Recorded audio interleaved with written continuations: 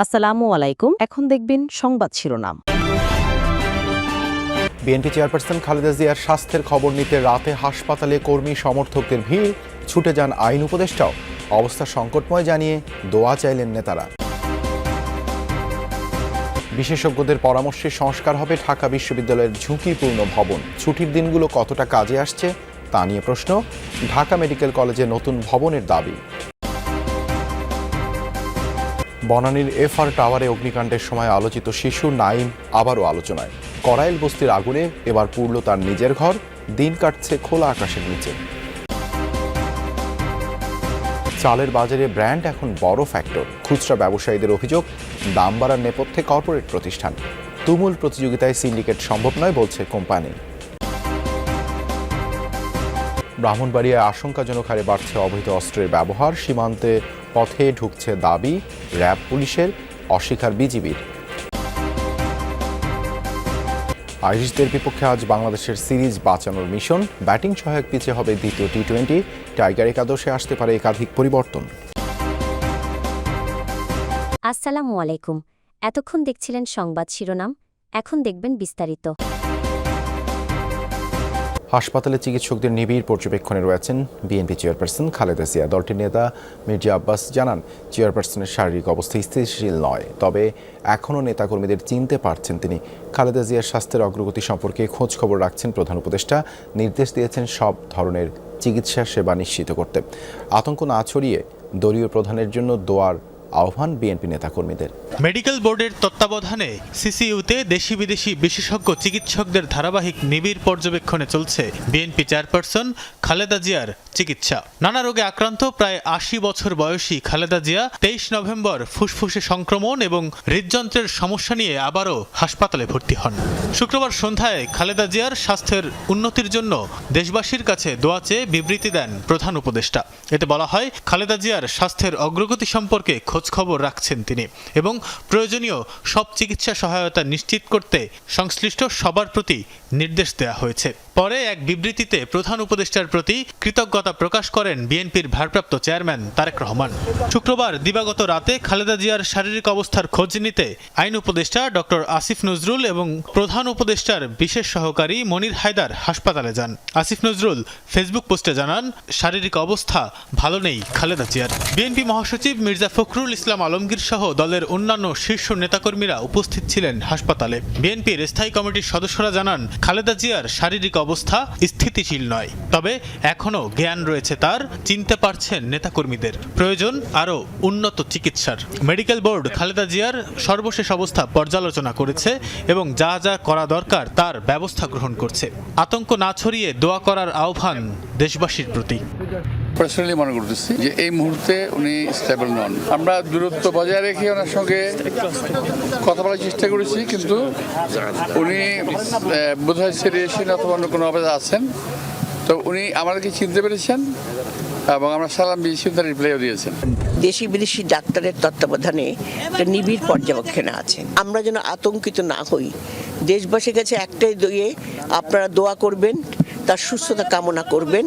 খালেদা জিয়ার খোঁজ নিতে মাঝরাতে হাসপাতালে ছুটে আসেন বিএনপি সহ বিভিন্ন দলের নেতাকর্মীরা। সুস্থতা কামনায় দেশবাসীর কাছে দোয়া চেয়েছেন বিএনপি চেয়ারপারসনের জন্য। দলীয় নেতাকর্মীদের হাসপাতালের সামনে ভিড় না করতে নির্দেশ দেওয়া হয়েছে বিএনপির পক্ষ থেকে। ভূমিকম্পের পর ঢাকা বিশ্ববিদ্যালয়ের ভবন সংস্কারের জন্য 15 দিনের ছুটি দেওয়া হলেও এর মধ্যে কতটা সংস্কার হবে তা নিয়ে উঠেছে প্রশ্ন। যদিও বিশ্ববিদ্যালয়ের প্রকৌশল বিভাগ বলছে, সংস্কারের জন্য যা যা করার সবই করা হবে।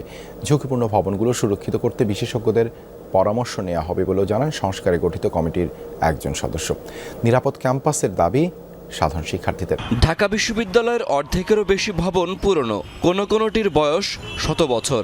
গত সপ্তাহে একের পর এক ভূমিকম্পে কেঁপে উঠেছে এখানকার ভবনগুলো। আবাসিক হল হিসেবে 1967 সালে যাত্রা শুরু করে মহসিন হল।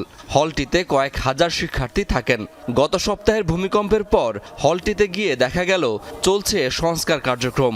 রিডিং রুম, মসজিদের উপরের ছাদেও চলছে সংস্কার। বুয়েটের পরামর্শকরা মহসিন হলকে ভবনটিকে ঝুঁকিমুক্ত ঘোষণা করেছেন বলে দাবি তার। ভূমিকম্পের কারণে এখানে কোনো নতুন করে অ্যাকর্ডিং টু বিশেষজ্ঞ কোনো ঝুঁকি নতুন করে তৈরি হয়নি। এটা অনেক বেশি বড় মাত্রার ভূমিকম্প ছাড়া এই বিল্ডিংয়ে কোনো ক্ষতিগ্রস্ত হওয়ার সম্ভাবনা নাই, বিশেষজ্ঞ যেটা বলেছেন আমাকে। ভূমিকম্পের পর বিশ্ববিদ্যালয়ের ভবনগুলো সংস্কার করতে শিক্ষা ভবন ও আবাসিক হল বন্ধ করে দেওয়া হয়েছে।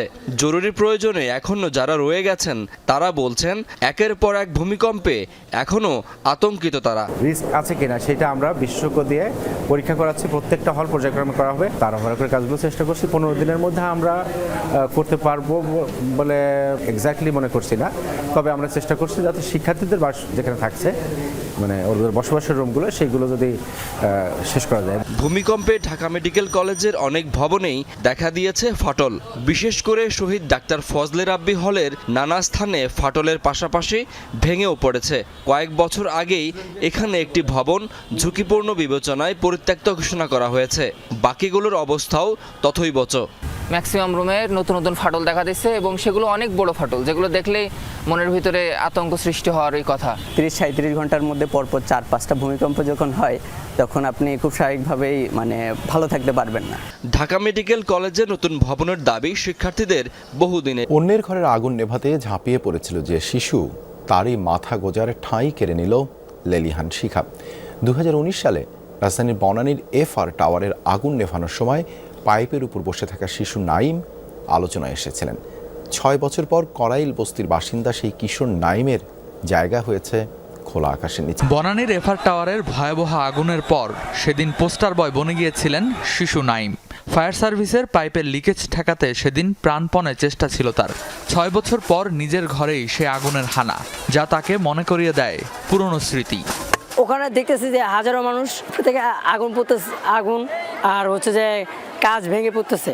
ঘোরাঘুরি পর দেখি কি একটা পাইপ ফেটে আছে, আমার নিজে একটা গায়ে জামা দিয়ে ওইটা বেঁধে দিলাম। তারপর এক আঙ্কেলে উনি দিল, একটা পলিথিন দিল প্লাস্টিকের, তো ওইটা দিয়ে আবার ভাইন বেঁধে আর শক্ত করে দিলাম, জানে পানি প্রেশারটা আমাদের ওই বিল্ডিংয়ের উপরে যায় পড়ে আর আগুনটা নিভে যায়। বস্তিতে খোলা টিনের বাসার দোতলায় থাকতো নাইম। জীবনের তাগিদে পড়াশোনার বাইরে একটি অফিসে ব্যক্তিগত সহকারী হিসেবেও কাজ করত সে। ভয়াল আগুনের থাবা কেড়ে নিয়েছে তার ঘরের সবকিছুই। আমার দোতলা ছিল কি, নিচতলা ছিল একটু দেওয়া চারিদিকে, আর উপরে ছিল টিন সেট কাঠ দিয়ে। তো ওই কাঠে আগুন লাগার কারণে উপরে যেগুলো পুষে আর নিচে যা ছিল ওগুলো টোটাল সব পুড়ে গেছে। আগুনের শিখায় ছায়ের ধ্বংসস্তূপ নিজের ঘর।